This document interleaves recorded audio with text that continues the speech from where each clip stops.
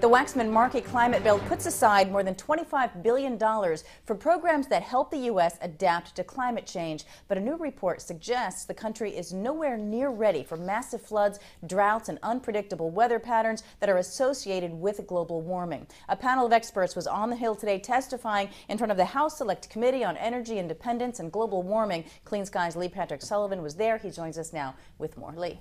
Well, Susan, the report put out by the Government Accountability Office paints a picture of a federal government that is long on talk but short on action when it comes to preparing for climate change. Hurricane Katrina, a reminder of what the consequences are when local, state, and federal governments are not prepared to deal with a disaster. Those images were on the minds of lawmakers as they listened to testimony on how the U.S. is preparing to deal with the coming effects of climate change. Katrina foreshadows the consequences of climate change if we do not make the necessary preparations.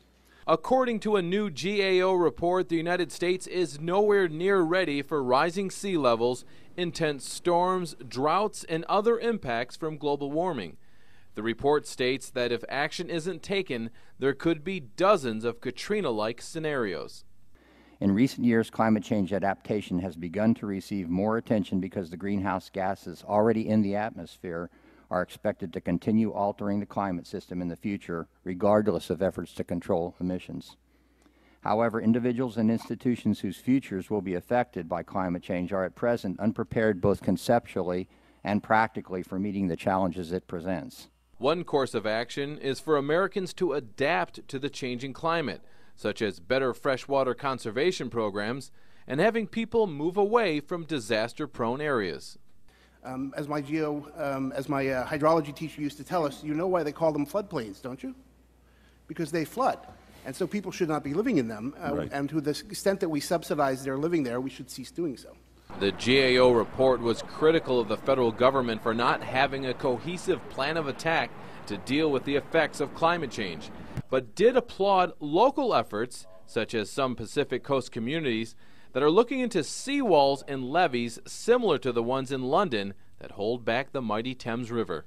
There's no reason why you can't install coastal armor, why you can't build seawalls as well.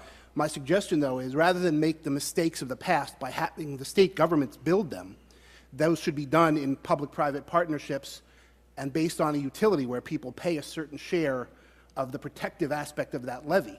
And again, the price signal will determine whether or not people are really willing to live there and how they want to protect themselves, or if they need to move inland a bit. And we are talking, let's not forget, sea level is not going to simply go up 2 feet tomorrow. We're talking over 100 years, assuming it continues to rise at the rate it has since the last ice age. That's a lot of time for people to be able to creep back and adapt and build.